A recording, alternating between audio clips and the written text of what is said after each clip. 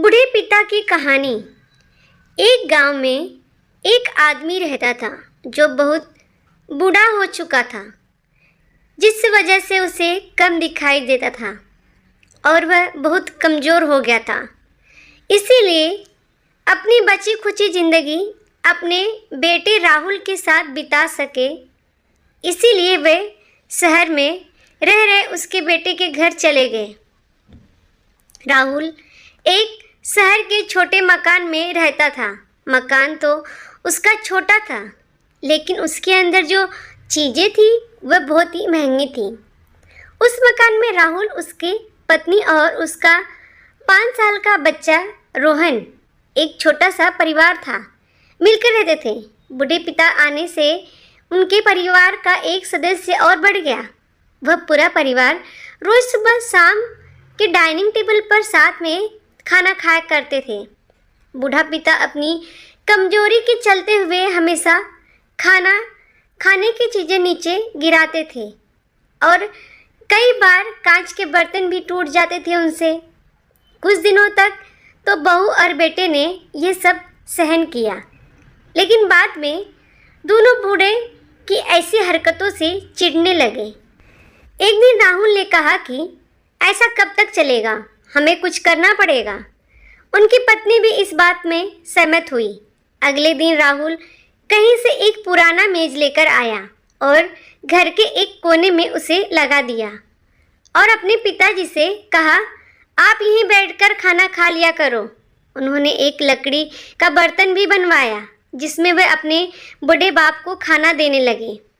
अपने कांच की कीमती बर्तन बचाने के लिए अपने बूढ़े बाप को लकड़ी के बर्तन में उन्हें खाना देने में जरा भी शर्म नहीं आई। अब खाने का समय जब जब होता तो बूढ़े बाप एक कोने में बैठकर खाता और बाकी का परिवार डाइनिंग टेबल पर खाना खाया करते थे।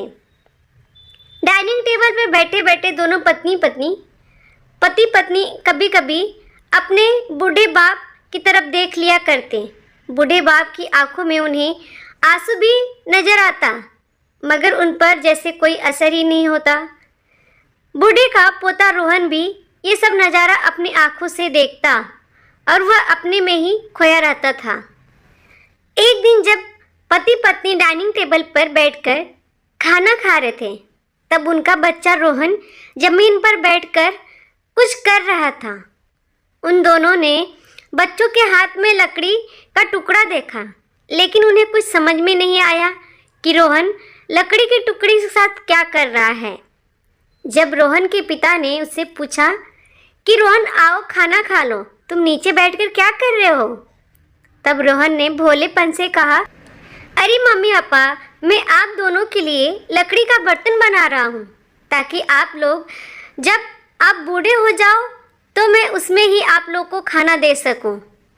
अपने नादान रोहन द्वारा दी गई यह सहज बातें दोनों के दिल में मानो तीर की जैसे उतर गई। दोनों एक दूसरे के चेहरे निहारने लगे बिना कुछ कहे। ये दोनों आंखों में पानी आ गया और उन्हें अपने भविष्य का किताब अपनी आंखों के सामने खुलती हुई नजर आ गई। उन्होंने समझने में ज़्यादा देर नहीं लगाई कि अब उन्हें आगे क्या करना चाहिए। अगले दिन कमरे के कोने से वह पुराना मेज हट गया और अब बूढ़े पिता और बाकी का परिवार साथ मिलकर फिर से खाना खाने लगे। बुढ़ापे की कमजोरी की वजह से हो रही गलतियां भी अब किसी को नज़र नहीं आती और ना ही उससे चिढ़ते थे।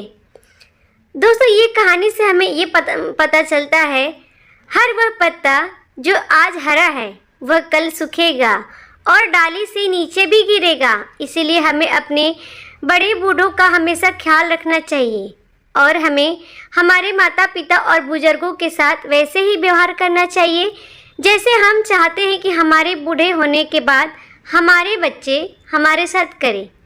दोस्तों, आपको यह इमोशनल हार्ट टचिंग स्टोरी कैसी लगी, कमेंट करके ज़रूर बताइएगा। अच्छी लगी तो अपने दोस्तों और परिवार के साथ इसे शेयर करें और ख़ास करके ऐसे लोगों के साथ शेयर करें जिनका व्यवहार बड़े बूढ़ों के साथ अच्छा ना हो, ताकि उन्हें कुछ सीखने को मिले। इस वीडियो के माध्यम से